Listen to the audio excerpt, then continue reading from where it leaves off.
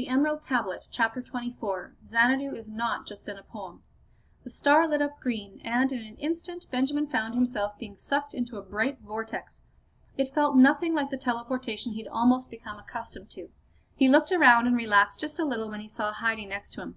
"What's happening?" she shouted to be heard above the swirling sound of the vortex. "I don't know," Benjamin yelled back. "The travel agent seems to be taking us somewhere." Heidi grabbed his hand, and Benjamin didn't mind at all. He felt about as uneasy as she looked.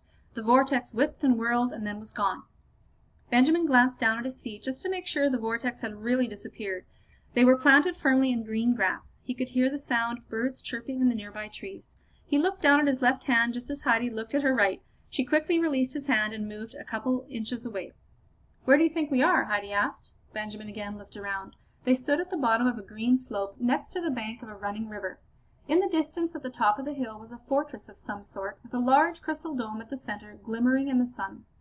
Benjamin could just barely make out the sound of music drifting from the top of the hill. "Xanadu, I'm willing to bet," Benjamin replied. "Xanadu?" Heidi asked. "I've never even heard of it." "Haven't you ever read Kubla Khan by Samuel Taylor Coleridge?" he asked. "Coleridge?" she said. "Didn't he write a poem called The Rime of the Ancient Mariner?"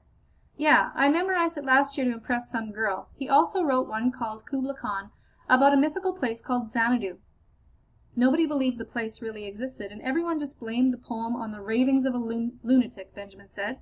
"You were trying to impress some girl?" Heidi laughed. "Did it work?" "No, not really," Benjamin said. "Actually, not at all. She fell asleep while I was reciting it, but my teacher was impressed. She started crying." "Well, wherever we are, it's beautiful," Heidi said. "Can we look around?" "I think we should stay on the main path and head up to the fortress," Benjamin said. "If the second key really is here, it's a pretty good guess that it's up there." He nodded to the top of the hill. As they started up the hill, Benjamin could only think of one word to describe the place: paradise. Xanadu looked like it had come off the pages of the world's most desirable places. He inhaled the scent of the cedar trees combined with the exotic flowers lining the path on the river. They had to stop once to allow a peacock to cross the path. A forest stretched off to the left, vast and dark, and for some reason he didn't understand, Benjamin felt relieved it was so far away. Suddenly the smallest monkey Benjamin had ever seen jumped onto the path in front of them, shrieked, and started waving a stick at them. They both jumped, and Heidi let out a small scream. "What is that thing?" she asked. "Sort of monkey," Benjamin said. "Yeah, well, little monkey," Heidi snapped, "next time don't sneak up on us like that." The monkey stared back and began chewing on the stick. The sounds of the music got louder, and the monkey cocked its head to listen. It began to jump up and down again, waving the stick at Benjamin and Heidi. "I wonder what it wants," Benjamin said. "It wants us to follow it," Heidi replied, motioning down the path where the monkey stood. "What, can you read monkeys' minds now?" Benjamin asked. Heidi ignored him and leaned toward the small monkey. "Do you want us to follow you?" she asked. At hearing this, the monkey shrieked again. This time it seemed an acknowledgement, and began to scamper toward the music. "Well, I guess we could follow it," Benjamin said. "It does seem to be going in the right direction." They set out after it. Every so often the monkey, who was much faster than Benjamin and Heidi, scampered backward, making sure they were still in tow. Finally they reached the main entrance to the large city. As he stepped through the gates, Benjamin realized immediately that outside paled in comparison to inside the city walls. The sun shimmered, reflecting and refracting light off the crystal dome, casting rainbows everywhere, painting the grass and water. Lining the grassy walkway leading to the dome stood imposing statues, clearly marking the path to follow. The monkey scampered down the walkway, and Benjamin and Heidi followed, sticking close together. Benjamin felt compelled to reach out and take Heidi's hand again, but he resisted and quickly shook the thought from his mind before Heidi heard it. The grass pathway ended at the large crystal dome. The monkey, still holding the stick, sauntered between two columns into the open area beneath the crystal rotunda. Benjamin and Heidi followed. "Welcome, Benjamin Holt and Heidi Dillon," a musical female voice said. "We've been expecting you." Perhaps it was the last few weeks rubbing off on him, but the fact that Benjamin had just traveled to some mythical city and the people there knew his name didn't even surprise him. He looked in the direction of the voice. On a large pillow sat a beautiful Indian woman with hair so long it reached the bottom of her back. She wore a bright red sari with large amounts of gold and colored thread embroidered into it. Her hands and arms had detailed designs dyed on them. A jeweled dot sat in the middle of her forehead. Beside her sat a golden man who seemed to glow. His curly blonde hair told Benjamin the man wasn't Indian, and the ornate clothes heightened his regal appearance. The woman smiled and motioned for them to approach. Benjamin and Heidi walked over to the pillows. "Please sit," she said, and waved her hand. More pillows appeared, and they sat. It seemed like the polite thing to do. "I am Ananya, keeper of this place," she said. "What is this place?" Heidi asked. "You already know that," Ananya replied. The small monkey, stick in hand, jumped up onto her lap, and she began stroking its head. Ananya laughed. "Oh, Chaos," she said to the animal, "you are so silly." She looked again at Benjamin and Heidi. "This is Xanadu, as you have guessed. I'm sure you have many questions, and also something to gather. But first, we shall dine." "You know why we're here?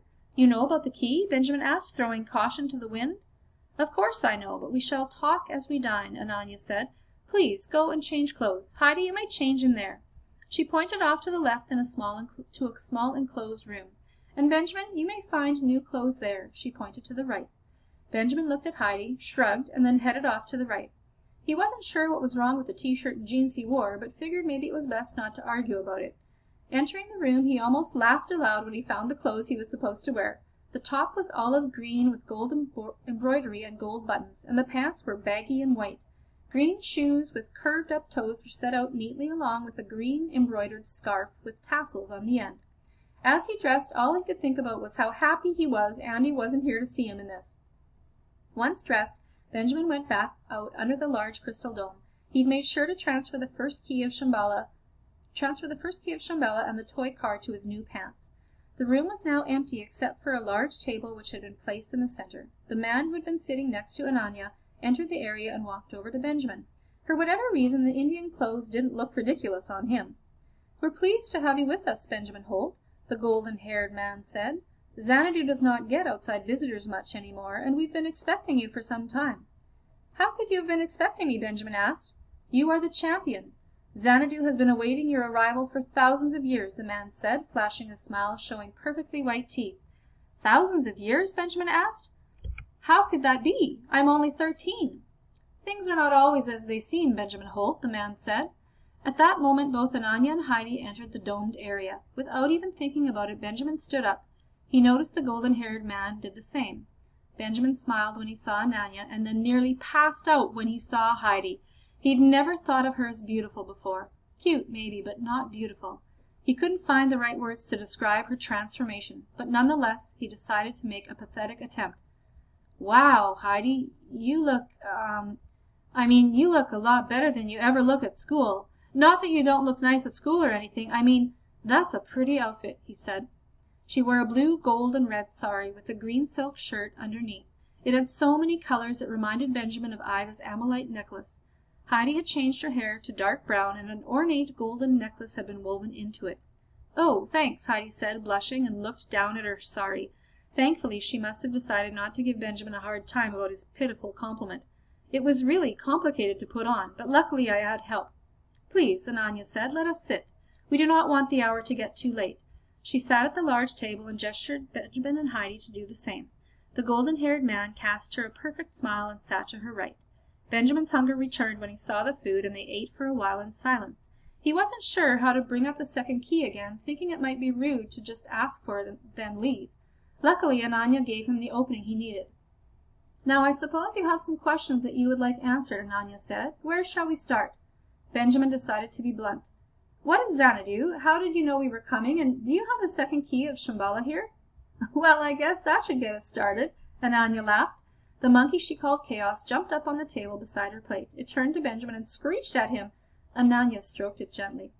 She took a long sip of her drink and began talking. "Xanadu is an ancient city from times before the sinking of the great continents, times when all was at peace between Lemuria and Atlantis. It was founded by 2 citizens of Atlantis, Sophis and Reva. Xanadu thrived as a growing city, hidden from the outside world. But it wasn't long before the true nature of Sophis and Reva began to show. Cruel and wicked they were, corrupted by power and greed, their unnatural lives extended by whatever means possible. A rebellion formed in Xanadu, and Sophis was thought to be killed, though his body was never found. Reva was kept alive, but imprisoned here in Xanadu in the depths of the caverns. A new government was set up, fair and democratic. It was said Reva was cursed, and it soon became apparent that her unnaturally long life was continuing. New generations were born, but the expelled female ruler didn't age. Fear of the curse finally caused the citizens of Xanadu to seal off the part of the caves where she was kept. and as time passed she became nothing more than a faint legend told to children over firelight. She can still be heard wailing in the night, perhaps mourning the loss of her husband, her power, or her life. Benjamin shuddered at the spooky tale. He looked at Heidi and saw that her eyes were wide with alarm. Again he got the strange urge to reach out and grab her hand, but he didn't. Why did he keep thinking that? Using the biggest mental eraser he could, he banished the thought from his mind and looked back to Ananya, who smiled at him. Xanadu became a popular retreat for artists of all kinds. Musicians, painters, sculptors, all would come to Xanadu for much-needed rest and instruction. I believe you arrived by the same means many of them did. An old travel agent map, if I am correct? Benjamin and Heidi nodded. These travel agent maps were the perfect means of transportation, as the precise location of Xanadu was always kept secret. Standard means of communication and travel were eliminated for Xanadu. So why were we able to arrive with the universal travel agent? Heidi asked. It appears that someone enabled the device, Ananya replied, though who I cannot be certain. So can our friends use it also? Benjamin asked. Will they be here soon? I think not, Ananya replied, for only you and Heidi were destined to visit this time. How did you know that? Benjamin asked. How did you know we were coming? We have been awaiting your arrival for many years. Since far before you were born, we have known it would be you who would come for the second key of Shambhala, Ananya said. But how could you know that? Benjamin persisted. Ages ago, an oracle at Delphi told me. We have been awaiting your birth ever since. At long last, 13 years ago, we were visited by the High Oracle personally to deliver the news of your birth. The key has resided here in Xanadu for thousands of years, but now I believe the time has come for it to move on. Do you know why I was chosen to have the keys? Benjamin asked. Do not be mistaken, Benjamin Holt, Ananya said. The keys are owned by no one. You have been chosen to be the guardian of the keys, nothing more. When your purpose with them is complete, they will be passed on. They own themselves. Benjamin felt his face flush. Do not be embarrassed, she said. It is a common mistake for people to make. Ownership comes so easily for so many things that sometimes it's hard for us to know when to draw the line. The golden-haired man discreetly cleared his throat. My companion reminds me that the hour is getting late. It is time for you to retrieve the key and depart, Ananya said. So where is it? Benjamin asked. Where do you keep it? It is kept where it was placed, and it has never been moved, Ananya said. She and the man stood up and began to walk out of the dome. Heidi and Benjamin got up and followed them. Chaos scampered at their feet. She headed toward a large fountain located near the entrance to the crystal dome. Upon reaching the fountain, she stopped. It is here, amid the waters of the fountain, Ananya said, pointing at the cascading water.